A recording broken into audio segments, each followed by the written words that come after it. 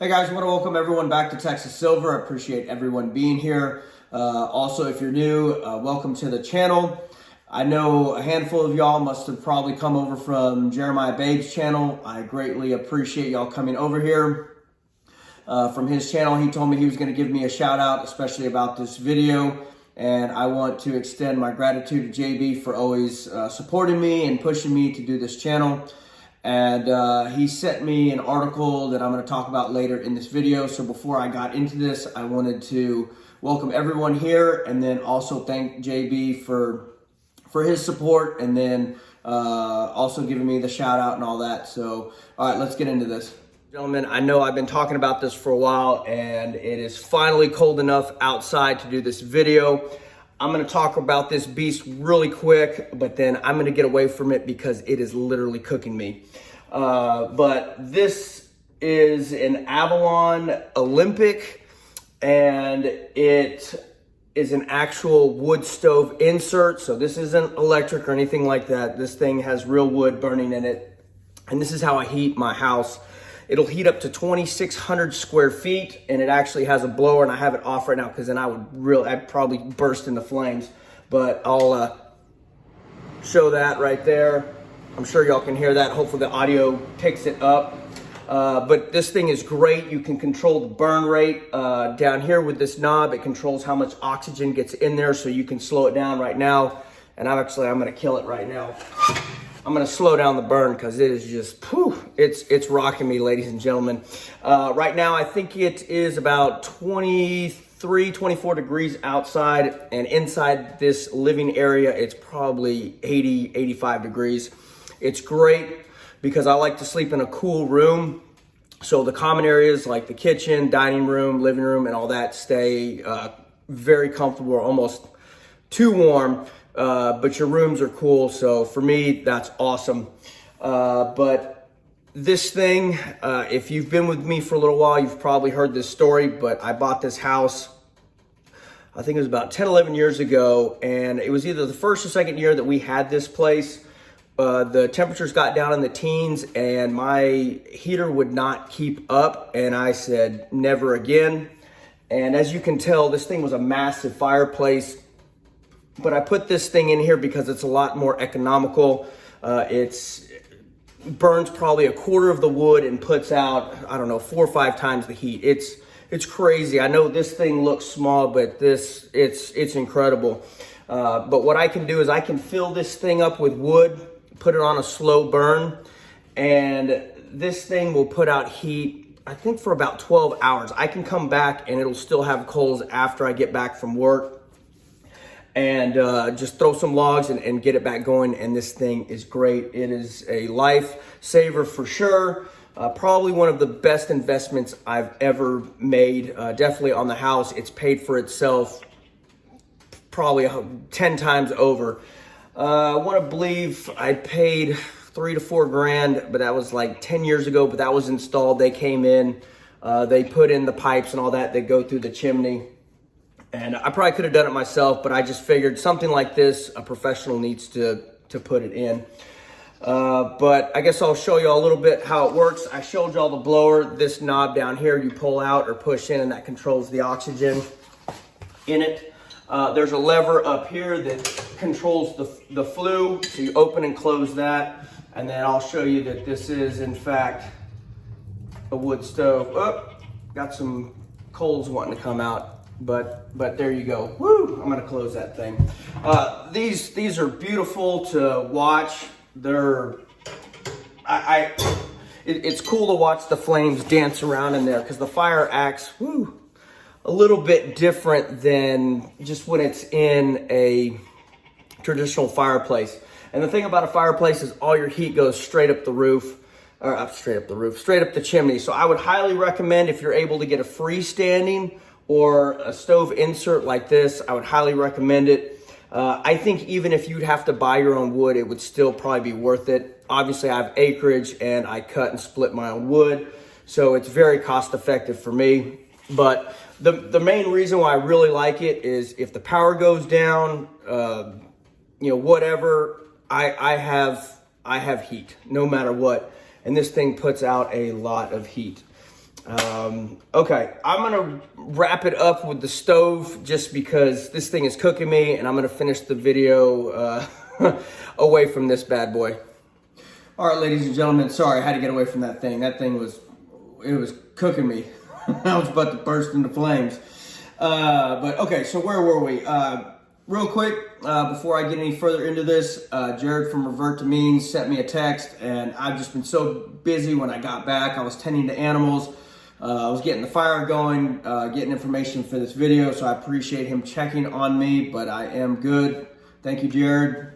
And if y'all like, check out his channel. It's Revert, the number 2, and then Means, M-E-A-N-S, so Revert to Means.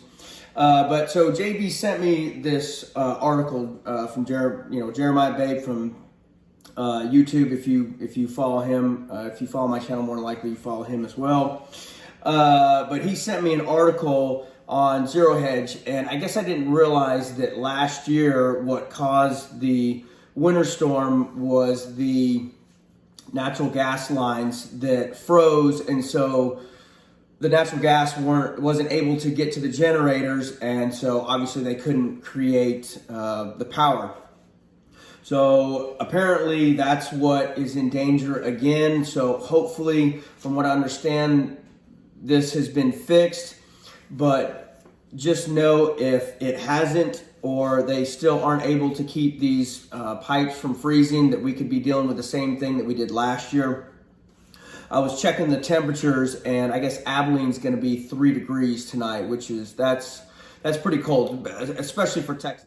So not only has the state of Texas made certain provisions, but I hope the citizens as a whole have made provisions as well. That way, this is not an issue for them again, but I have a feeling that that did not happen. Reason being, later on in this video, I have some footage. I went to a local Walmart, and I'll just show you how much that grocery section was wiped out. So I didn't even know that any of this was going on until someone mentioned it to me, and I was just like, I just want to put my head down and shake it. Just like, do these people not learn? But apparently not.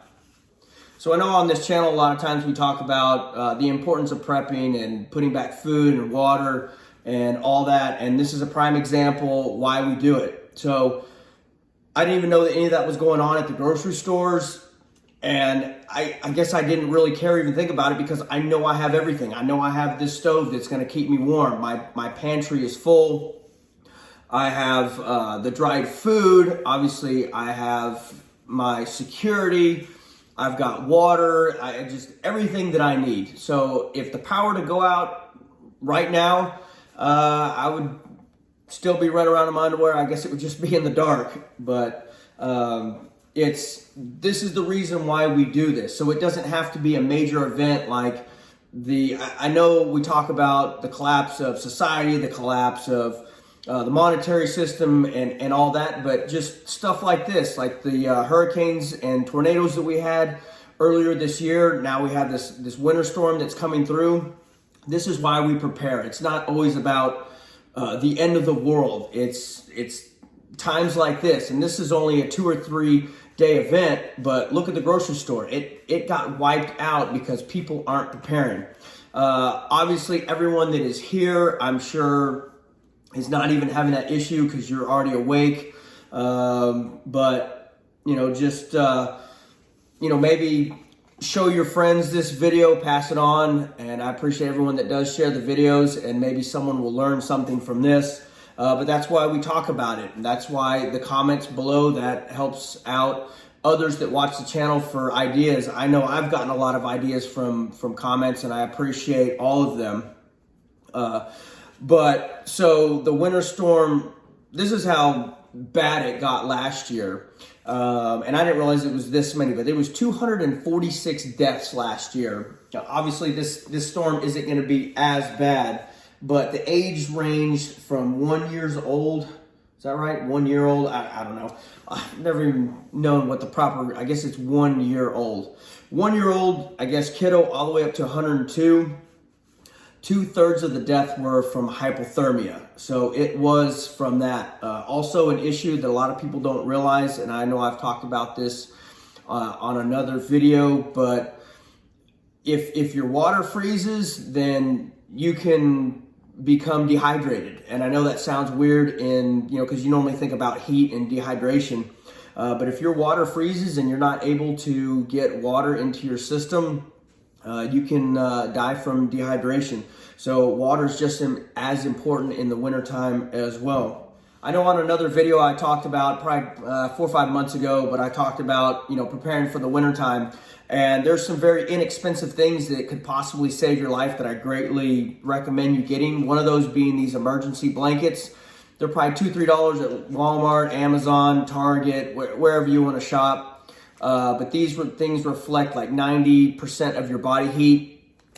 They also are a wind block, and so the cold air can take your body heat. So that's really important, and it's going to reflect your body heat. Also, this right here, these are amazing. A lot of people don't realize, but 90% of the heat leaves your body through your head. And so just putting on a beanie could possibly save your life. So for my fellow Texans or anyone else that's dealing with this cold situation right now, or just anything in the future, those are a couple things that you can do to possibly save your life. Also, body heat is probably the best way. So if you do have someone that is starting to become hypothermic, not trying to be gross here or whatever, but skin-to-skin contact, get in a sleeping bag or a blanket with them and use your body heat to warm them up. I know not everyone can have an indoor wooden stove. This is something that I showed on the channel, but this would probably be for more of an emergency situation. Oh, there it is. So this is the Mr. Heater Portable Buddy. These are safe for indoor use. They run off of these, but you can also get an adapter to run off the big propane stoves. Just obviously be careful, keep everything away from them. That way you don't burn down your house. But those are indoor safe. And the reason you have to be concerned about a heater like that, just make sure that it's okay being indoors because of carbon monoxide and stuff like that. But what you can do is you can put everyone in the same room. Say you'll have lost power, put everyone in the same room because of body heat. Have you ever been at some event, a concert or a church or whatever, and the whole building's heating up just from body heat? So it's better just to heat one room and use everyone's body heat to, kind of keep that room warm. And that's actually what I do here. A lot of times it's just me. So I'll just heat a portion of the house. There's no reason to burn extra wood and electricity and all that to heat multiple areas of the house. I do have a little space heater that I normally keep in my bedroom just to regulate it a little bit, but it's not necessary. And if it were to get bad enough, I could just sleep in front of the fire. But that stove for the most part keeps it pretty toasty in here. I hope everyone out there is safe, in a safe spot and warm. This is not the time to be going out and running and getting these things, and that's why I try and get this stuff during the summertime, because I guarantee if you're trying to go to the store right now to get anything that's probably coats, space heaters, all that stuff's already been purchased. So now's not the time to be doing it. But I do hope that everyone is safe out there. I appreciate everyone being here. I appreciate all the subscriptions, all the support, all the comments. If you are subscribed, consider hitting that notification bell. That way you're notified at the next one that I drop. Everyone, God bless. Stay safe out there.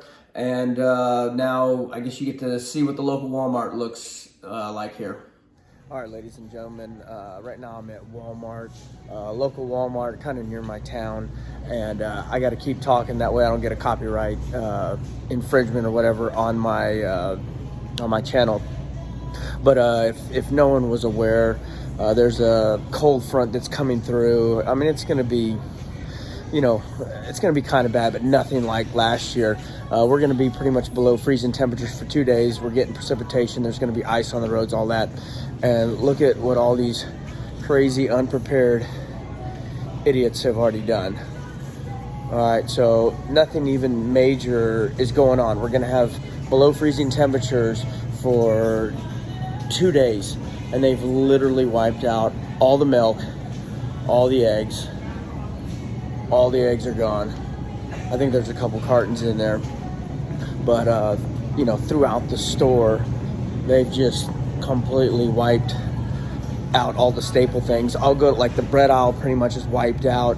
But yeah, a lot of the butter, all your dairy products have been pretty wiped out. I'm coming over here to the meat and cheese section, which it's not too bad, but you can definitely tell that it's definitely been picked over. So, and that's what we talk about. There's already supply chain issues and shortages, and just think if something major goes on, and you know, this is nothing. This is 2 days. So obviously Texans didn't learn their lesson last year. But I was told about this was going on, so I was like, okay, I need to go check this out. But apparently, I'm here, it's about 8 o'clock at night, so I guess the crowd is kind of maybe gone home for the day. But here, I don't even know what this, I guess this is cracker aisle, but you know, a lot of the stuff is missing here. But I guess throughout the day, I was hearing that there was posts about people coming and buying up everything. So, oh yeah, here, so the chip aisle was pretty wiped out. But I'll show you all that. So we have a 2-day, I mean, we're gonna have some low 20s, and we're not gonna get above freezing, like I said. But I mean, look at how everyone's freaking out. So just imagine if something bad actually happens. It's going to last for 2 weeks, 2 months, 2 years. So look at your meat section. I mean, it's pretty much, I mean, there's some stuff here, but the meat section is pretty much been worn out. And here, I'm over here at the bread section. But oh, here, let's see. Yeah, here's your pastas. So this was your pasta shelf. So they've came in here, knocked out all your spaghetti and all that. A bunch of this is canned items. Not too bad, but definitely lower than what I've seen it lately. So obviously the sheep don't learn their lessons, and they just continue to do this. So right now I'm here on the bread aisle,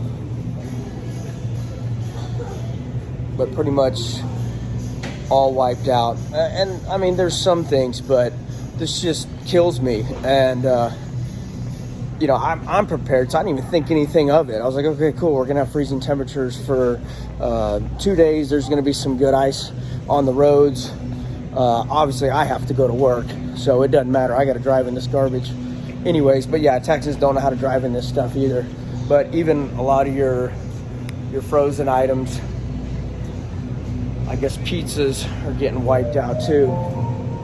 But I mean, this is just ridiculous. This kills me that people do not prepare, don't think about this stuff. And I've noticed these have been getting taken out too, but all your fried potato products, so your fries, tater tots, all that, for some reason those have been in short supply, and now they're completely wiped out.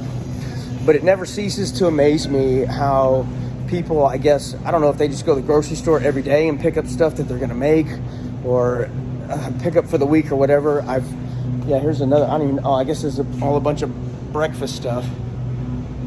I don't know if you can tell, that's a reflection from the other side, but all these things are wiped out. But I'll do my shopping pretty much a month at a time. So I don't know. And maybe just people are short on cash, so they're not able to do it. But this is just crazy. And we're kind of in a small town. I couldn't even imagine what the stores look like in Austin.